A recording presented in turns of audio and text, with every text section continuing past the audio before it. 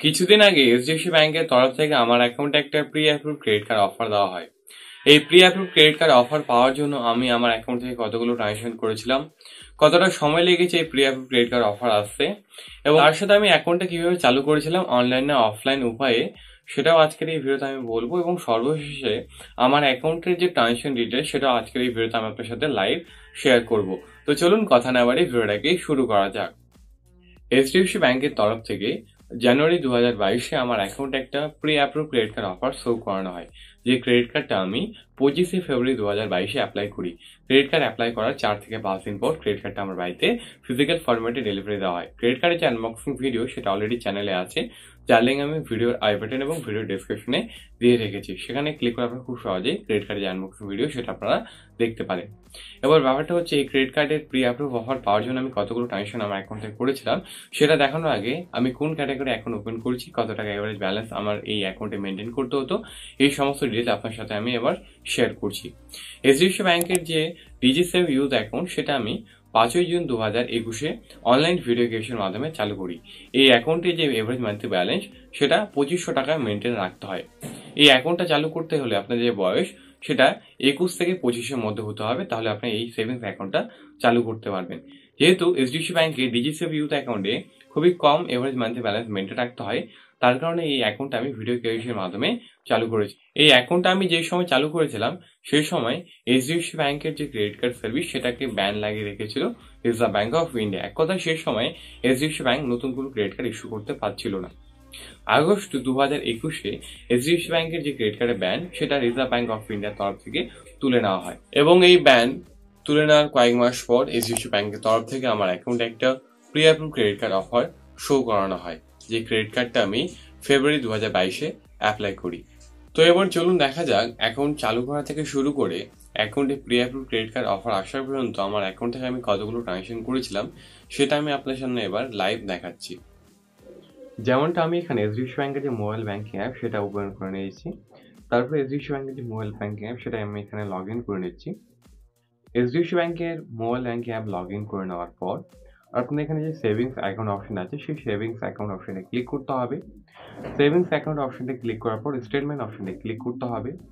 Statement অপশনে click করার পর নিচের দিকে আসলে রিকোয়েস্ট স্টেটমেন্ট বলে একটা অপশন পাবেন। তো আমি এখানে রিকোয়েস্ট স্টেটমেন্ট অপশনে ক্লিক করছি। তারপর আপনি এখানে ডিউরেশন অপশনটা ক্লিক করতে হবে। ডিউরেশন অপশনে ক্লিক করার পর সিলেক্ট ডেট রেঞ্জ অপশনটা ক্লিক করতে হবে। তারপর আপনি এখানে ডিউরেশনটা দিতে হবে। তো আমার যে অ্যাকাউন্টের স্টেটমেন্ট সেটা আমি 5ই জুন 2021 থেকে 25শে ফেব্রুয়ারি 2022 পর্যন্ত চাইছি। তার জন্য আমি এখানে ফ্রম অপশনে ক্লিক করার পর 2021 জুন 5 সিলেক্ট করে নিচ্ছি, এবং 2তে আমি এখানে ফেব্রুয়ারি 25 সিলেক্ট করে নিচ্ছি। ফেব্রুয়ারি 25, 2022 আমি এখানে সিলেক্ট করে নিয়েছি। তারপর আমি এখানে ফরম্যাটে পিডিএফ অপশনটা সিলেক্ট করছি। তারপর কনফার্ম অপশনে ক্লিক করছি। কনফার্ম অপশনে ক্লিক করলে সাকসেসফুলি এইচডিএফসি ব্যাংকের যে অ্যাকাউন্ট স্টেটমেন্টের পিডিএফ সেটা আপনাদের ফোনে ডাউনলোড হয়ে যাবে। যেমনটা আমি এখানে আমার অ্যাকাউন্ট স্টেটমেন্টের যে পিডিএফ সেটা আমি এখানে ওপেন করে নিচ্ছি। ওপেন করলে দেখতে পাবেন আমার যে স্টেটমেন্ট সেটা 5ই জুন 2021 থেকে শুরু করে 25শে ফেব্রুয়ারি 2022 পর্যন্ত অ্যাকাউন্টের যে স্টেটমেন্ট সেটা আমাকে পিডিএফ ফরম্যাটে দিয়ে দেওয়া হয়েছে। তো এখানে দেখতে পাচ্ছেন আমার অ্যাকাউন্টে যে ট্রানজাকশন সেটাই আমি এখানে আপনাদের এক এক করে শো করাচ্ছি। যেমনটা আমার অ্যাকাউন্ট থেকে আমি বেসিক্যালি রিচার্জ, বিল পেমেন্ট এবং অ্যাকাউন্ট থেকে মানি ট্রান্সফার করেছিলাম। সেক্ষেত্রে আমার এখানে যেহেতু ইউপিআই ইউজ করছি এই অ্যাকাউন্ট থেকে, তার জন্য অনেকগুলো আপনার ট্রানজাকশন দেখতে পারবেন। 10 টাকা, 5 টাকা, 21 টাকা, 300 টাকা, 10,000, 5,000 পর্যন্ত আপনার ট্রানজাকশন আপনি এখানে দেখতে পারবেন। তো আগে করে আমি অ্যাকাউন্ট স্টেটমেন্ট সেটা আমি উপরের দিকে স্ক্রল করছি। একদম নিচের দিকে যদি আমরা চলে আসি তাহলে আপনারা এখানে দেখতে পারবেন যে আমরা অ্যাকাউন্ট থেকে টোটাল এই সময়টাতে কত টাকা ট্রানজাকশন হচ্ছে তার একটা টোটাল ভ্যালু এখানে দিয়ে দেওয়া আছে। যেমনটা আপনারা এখানে দেখতে পাচ্ছেন যে আমাদের যে টোটাল ডেবিট কাউন্ট হয়েছে সেটা 354 বার কাউন্ট হয়েছে, এবং টোটাল যে ক্রেডিট কাউন্ট হয়েছে সেটা হচ্ছে 170 বার। আমাদের অ্যাকাউন্ট থেকে যে টোটাল অ্যামাউন্টটা ডেবিট হয়েছে সেটা হচ্ছে 4,62,000-এর মতো, এবং ক্রেডিট যে হয়েছে সেটা হচ্ছে 4,66,000-এর মতো।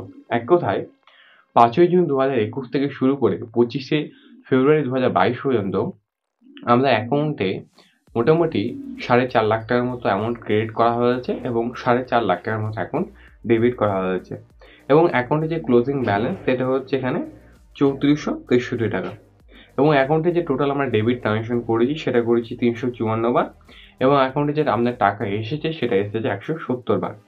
তো মোটামুটি আমার অ্যাকাউন্টে 4.5 লাখ টাকার ট্রানজাকশন হয়েছে। এই 4.5 লাখ টাকা ট্রানজাকশনের বেসিসে আমাকে কিন্তু এইচডিএফসি ব্যাংকের তরফ থেকে pre approve credit card offer দেওয়া হয়েছে। আমার অ্যাকাউন্টের স্টেটমেন্টটা দেখার পর আপনার মনে একটা প্রশ্ন আসতে পারে যে আপনারা কিভাবে 6 থেকে 7 মাসের মধ্যে 4.5 লাখ বা 5 লাখ টাকা ট্রানজাকশন আপনার অ্যাকাউন্ট থেকে করবে।